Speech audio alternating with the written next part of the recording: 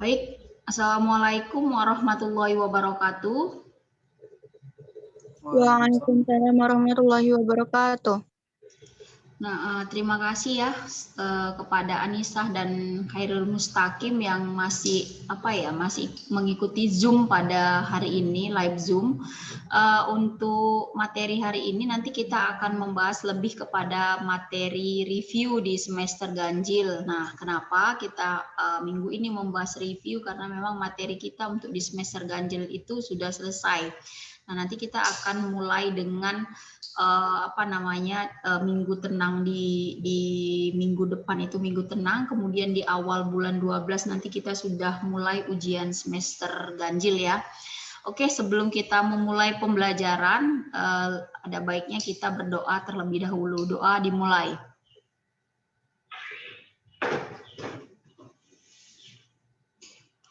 Doa selesai. Baik nak, langsung saja ya hari ini kita ke materi review kita. Nah, mungkin kalian masih ingat ya pembelajaran kita yang awal-awal di semester ganjil ini adalah menjelaskan bagaimana latar belakang ya, bagaimana latar belakang bangsa-bangsa Eropa itu melakukan penjelajahan. Jadi kita akan membahas bagaimana ya orang-orang Eropa itu berebut untuk berburu mutiara dari timur. Nah, jadi nama mutiara ini sendiri adalah simbol. Jadi mutiara ini adalah seperti benda yang sangat berharga sekali yang memang dicari ya. Dan berasal dari timur. Timur itu mana ya? Timur itu adalah wilayah-wilayah di kawasan Asia Tenggara.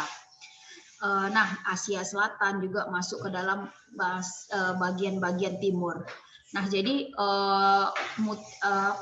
rempah-rempah ya, simbol dari si mutiara tadi itu merupakan benda-benda ya, hal-hal yang selalu dicari oleh para para orang-orang Eropa pada saat itu. Nah, kenapa? Karena memang rempah-rempah pada saat itu sedang diminati, bukan saja untuk penghangat tubuh tetapi untuk bahan obat-obatan. Nah, jadi perlu kalian ketahui juga ya bahwasanya kawasan di Nusantara ataupun kawasan di Indonesia itu menjadi salah satu target ya kan, target bagi bangsa-bangsa Eropa untuk menguasai kekayaan alam yang ada di sana. Nah, kita sebutkan saja nanti adalah contohnya adalah bahan rempah-rempah, kemudian itu rempah-rempah secara menyeluruh ya di Indonesia. Yang paling kaya itu wilayah rempah-rempahnya adalah di wilayah Ambon, Maluku itu kaya sekali dengan rempah-rempah, kemudian Aceh.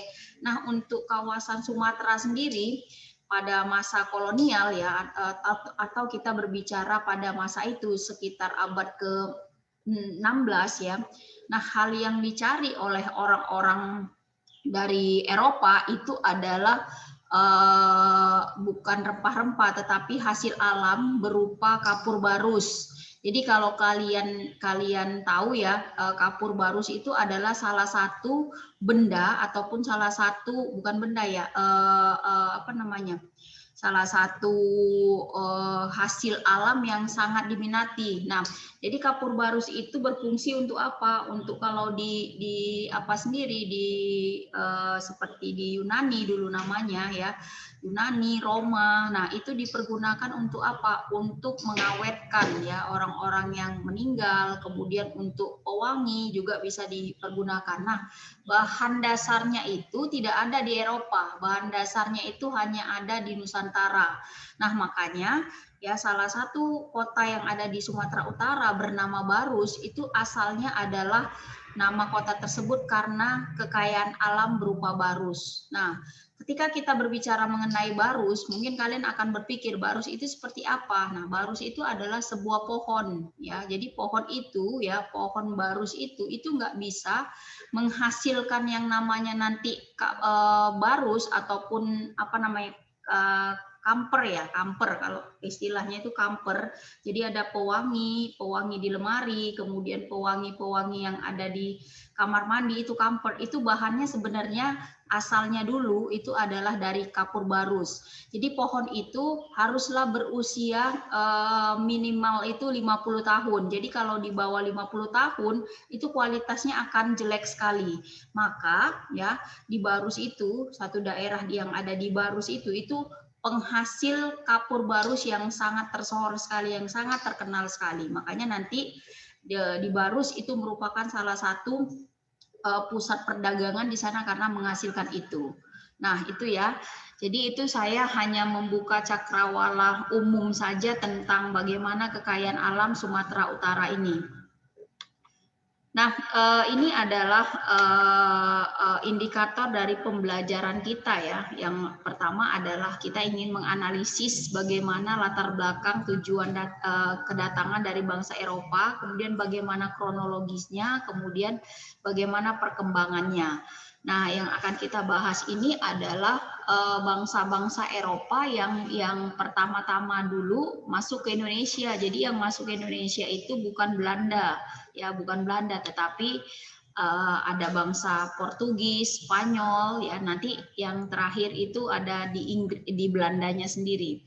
Nah, jadi bagaimana proses dari kedatangan bangsa Barat ke Indonesia itu karena memang sebab-sebabnya adalah karena berdagang, ya karena berdagang, kemudian karena jiwa penjelajah yang memang pada saat itu di Eropa itu revolusi industri itu tengah lagi marak-maraknya. Jadi penemuan-penemuan ditemukan pada saat itu di Eropa sehingga dunia pelayaran itu sangat maju pesat perkembangannya, dan karena dunia pelayaran maju pesat, nah maka orang-orang Eropa itu melakukan percontohan ataupun praktek ya untuk hasil-hasil yang sudah mereka buat ya, diantaranya adalah pembuatan kapal-kapal besar sehingga bisa melakukan penjelajahan. Nah, penjelajahan juga itu berkaitan dengan ilmu pengetahuan yang sangat maju sekali pada saat itu ya, diantaranya adalah keinginan tahu dari bangsa-bangsa Eropa bagaimana keadaan bumi ini, bagaimana bentuk bumi ini, maka terjadilah ya proses penjelajahan yang memang nanti akan diawali oleh bangsa Portugis dan Spanyol. Nah, yang terakhir juga dari kedatangan bangsa-bangsa Eropa yang paling penting adalah misi mereka dalam penyebaran agama Kristen. Nah, tujuannya apa? Ya, tujuan awal itu adalah membeli rempah-rempah, namun karena memang nanti jiwa dari kolonialisme itu sangat besar sekali, jiwa dari imperialisme itu sangat besar sekali, maka keinginan untuk membeli rempah-rempah dengan harga yang murah itu timbul. Nah, kenapa? Karena memang pedagang-pedagang Eropa pada saat itu bukan saja bersaing dengan pedagang-pedagang Eropa yang ada juga, tetapi mereka bersaing dengan para pedagang-pedagang yang berasal dari Asia. Kita sebut saja bangsa India, kemudian bangsa Arab, bangsa Cina, itu juga sudah melakukan pelayaran ataupun perdagangan di wilayah-wilayah di Asia, ya, khususnya yang ada di Asia Tenggara. Nah, kemudian nanti tujuannya seperti yang kita ketahui bersama bahwasanya tujuan dari bangsa-bangsa Eropa itu adalah 3G, Gold, Glory, Gospel, mencari kekayaan, kemudian glory, kejayaan, dan yang terakhir adalah menyebarkan agama Kristen. Nah, ini adalah bangsa-bangsa yang nanti akan melakukan pelayaran. Nah, dua bangsa ini ya, Portugis dan Spanyol, itu nanti akan diutus langsung oleh Paus Paulus dalam melakukan penjelajahan dunia. Kemudian nanti akan dilanjutkan oleh Inggris yang memang misinya berbeda dengan misi bangsa Portugis dan Spanyol, apalagi Belanda. Nah, misi Belanda itu ya awalnya itu mereka nanti datang ke Indonesia bukan untuk bukan untuk menjajah, tetapi mereka ingin mencari daerah penghasil rempah-rempah karena waktu itu nanti ya tempat belanja dari Belanda yang ada di yang ada di Portugis itu ditutup ya itu ditutup. Karena apa? Karena Portugis dan Spanyol itu bekerja sama untuk memboikot orang-orang Belanda, sehingga orang-orang Belanda nggak boleh berdagang ataupun membeli belanja-belanjaan di salah satu pusat perdagangan yang bernama Lisabon. Nah, ini jadi untuk faktor-faktor yang mempengaruhinya itu adalah nanti akan kita bisa lihat di faktor ekonomi, politik, sosial, dan budaya. Dan nanti tentunya ini akan menimbulkan dari orang-orang ya, orang-orang yang berasal dari daerah tersebut. Sebut saja nanti misalnya orang-orang yang ada di Jawa melakukan perlawanan, orang-orang yang di Sumatera melakukan perlawanan. Karena apa? Awalnya mereka ingin membeli rempah-rempah, namun nanti lebih kepada penjajahan ataupun kolonialisme dan imperialisme.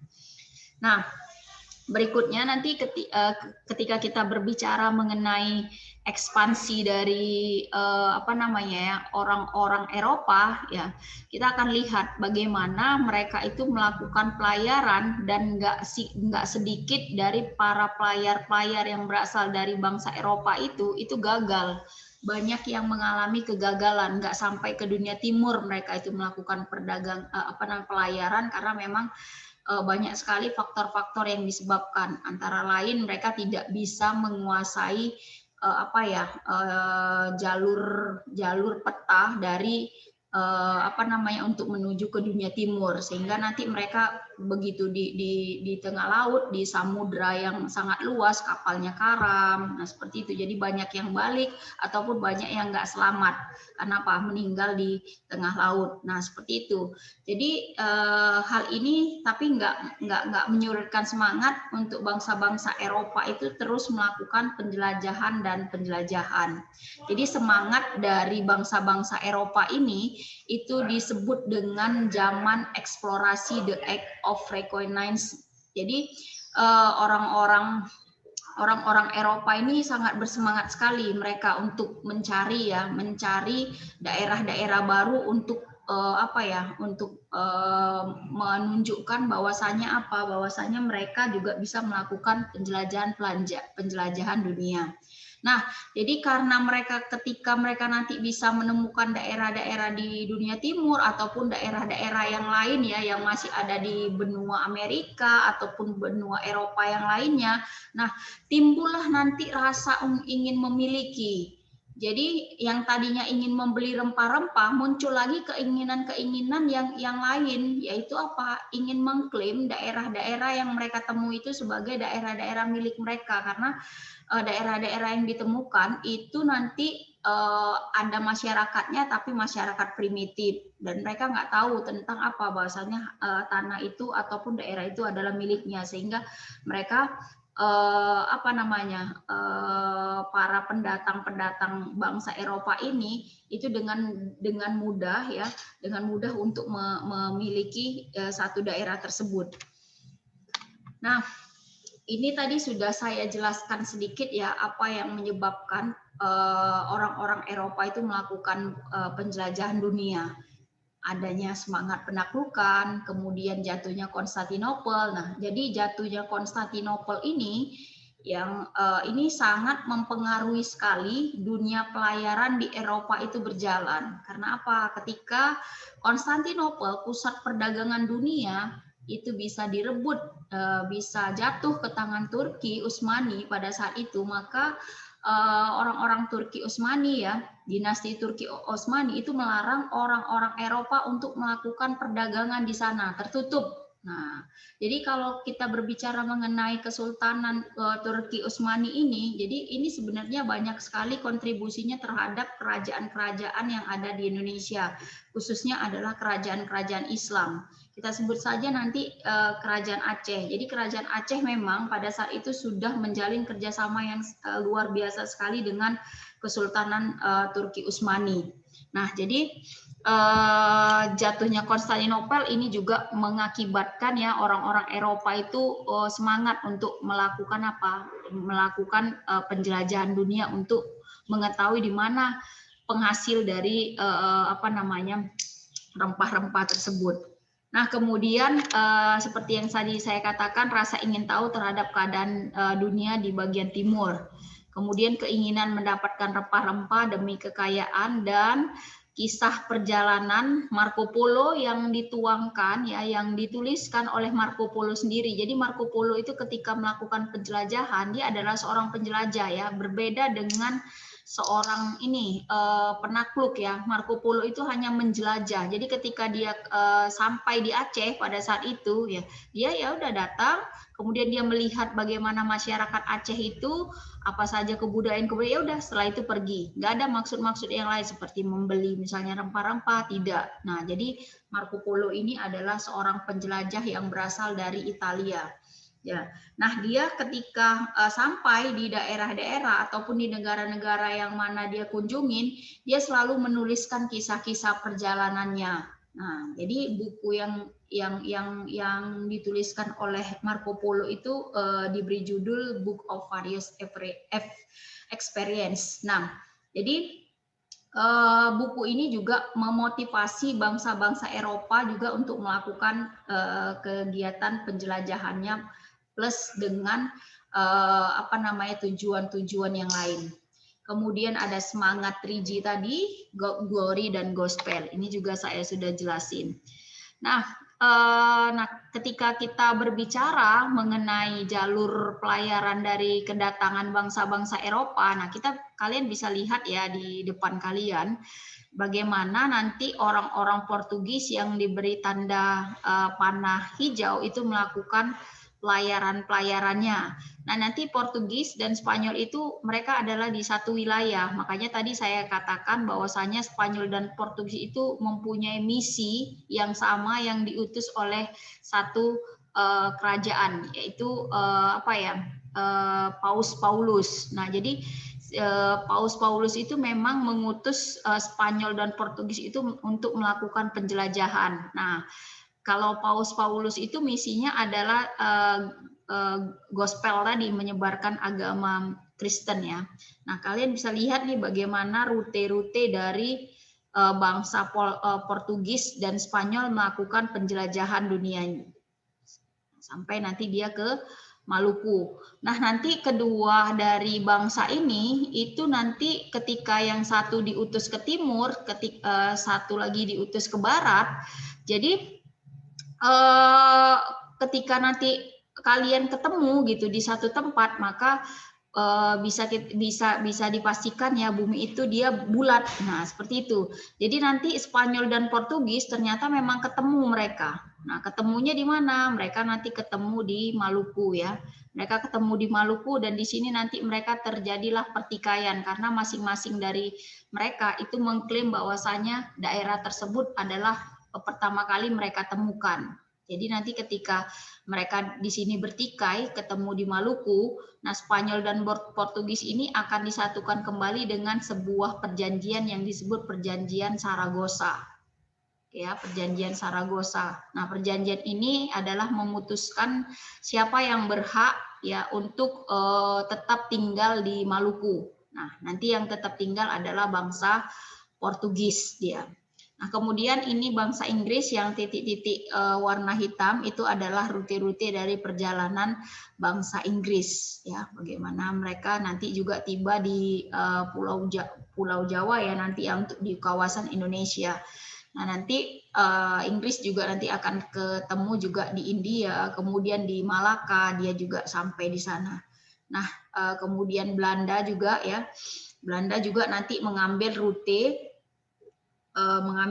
nanti dia melihat perjalanan dari bangsa Spanyol ya, mencuri rute perjalanan mereka sampai nanti mereka bisa bangsa Belanda tiba pertama kali di Banten. Nah, ini dia. Nah, ini adalah tokoh-tokoh penjelajah dari bangsa Portugis ya, mulai dari ada Bartolomeus Dias, kemudian ada Vasco da Gama, ada Alfonso de Albuquerque. Nah, ini adalah tokoh-tokoh para penjelajah bangsa Portugis ya. Nah, ini adalah bagaimana prosesnya, kemudian mereka ini nanti bagaimana rute yang mereka lakukan. Ini semua ada di sini. Nah, kemudian ini bagaimana siapa tokoh-tokoh ya penjelajah dari Spanyol ya, kita bisa lihat nanti ada Christopher Columbus, Juan Sebastian Elcano. Nah, ini adalah tokoh-tokoh ya, salah satu tokoh-tokoh yang berasal dari Spanyol dan mereka melakukan penjelajahannya. Nah, mungkin sampai di situ saja tentang materi ini ya. Kalian nanti bisa langsung tanya-tanya ke saya, bisa di Japri mengenai pembelajaran-pembelajaran di semester ganjil ini yang masih belum kalian pahami. Oke, silakan untuk pertanyaan saya buka, Nak. Yang ingin bertanya ada? Ya, Anissa ya. Iya, Mem. Ya, silakan Anissa. Kenapa Turki Utsmani harus menutup Konstantinopel itu, Mem? Iya. Kenapa nggak dibiarkan aja, Mem? Oke, ya bagus ya pertanyaannya Anissa. Kenapa Konstantinopel itu menutup perdagangannya? Sebenarnya bukan menutup pusat perdagangan itu bukannya ditutup secara umum. Konstantinopel itu ditutup untuk bangsa-bangsa Eropa saja gitu. Jadi untuk bangsa-bangsa Asia bebas untuk melakukan di sana. Karena apa? Karena itu tadi, karena kejayaan Islam itu pada saat itu lagi memang lagi sangat tinggi, dan memang pada saat itu memang tengah terjadi yang namanya perang agama antara Islam dengan Nasrani pada saat itu. Jadi kalau kamu bisa membaca nanti tentang perang salib, itu salah satunya berasal dari antara pertikaian antara kaum Muslim dengan kaum Nasrani, seperti itu. Jadi Konstantinopel itu bukan ditutup secara umum, tetapi untuk bangsa Eropa saja, termasuk siapa? Portugis, kemudian Spanyol, nah kemudian Inggris, nah itu ditutup. Tapi untuk bangsa-bangsa di Asia tidak, apalagi bangsa-bangsa di Arab, bangsa-bangsa Asia yang lain tidak. Seperti itu, Anissa. Terima kasih, Mem. Oke, ada lagi pertanyaannya? Ada Mustaqim? Cuman 2 Pak partisipan kita. Ada lagi? Ada, Mem. Iya, silahkan Mustaqim. Ada, Nak? Tidak ada, Mem. Oh, tidak ada. Riyadi baru masuk. Oke, jadi mungkin ya ini saja yang bisa saya sampaikan mengenai materi pada hari ini yang berkaitan dengan materi review di semester ganjil. Nah, kalau minggu depan kita masih ketemu lagi, saya masih akan membahas tentang materi-materi yang ada di semester ganjil secara acak ya. Seperti yang saya katakan tadi, silahkan kalian ajukan pertanyaan di Japri saya melalui WA ataupun melalui SMS. Insya Allah saya balas. Sekian dari saya. Terima kasih. Assalamualaikum warahmatullahi wabarakatuh. Waalaikumsalam warahmatullahi wabarakatuh.